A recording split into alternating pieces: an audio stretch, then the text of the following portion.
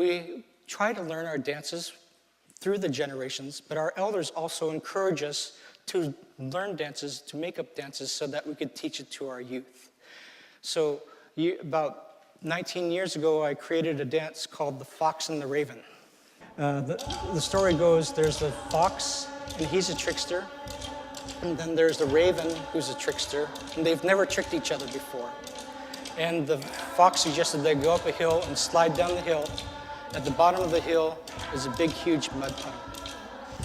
So the end of the story is that the raven goes, he slides down the hill and jumps as high as he can and flies over the mud puddle.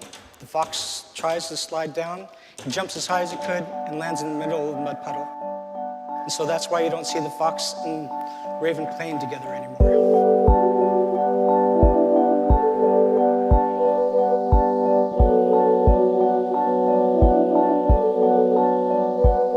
The raven goes, he slides down the hill and jumps as high as he You're can. from Fort Yukon, so you're pretty well acquainted with village issues, out-migration to cities, energy costs, weak salmon runs. As these issues continue to exacerbate, is there hope for the village way of life in the 21st century? If we don't do that, we're going to lose our villages. When we lose our villages, we lose Alaska. Losses that we suffer today can threaten our families and our friends for years to come. The statistics are staggering. A lot of people talk about Arctic sovereignty, and a lot of people talk about possible drilling, and a lot of people talk about what's happening up there. And there's a lot of space, and that's where you live. That's right. And so it puts you in a very different situation than maybe other people in First Nations communities across the country, because there is going to have to be some relationship between you and the government and, I suppose, the military and the rest of the Arctic communities, aren't there? That's right.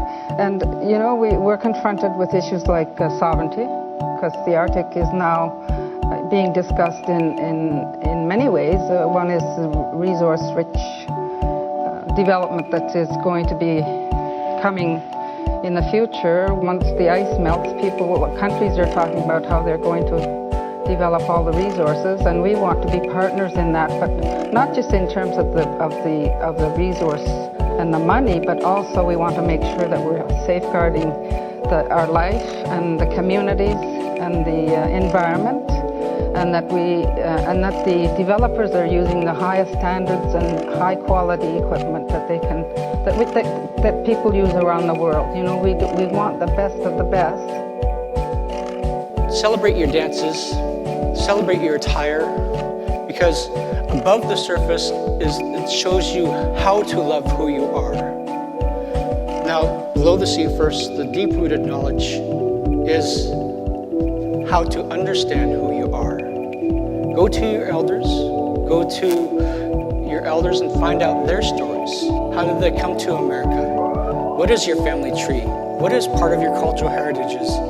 Learn who you are and celebrate that.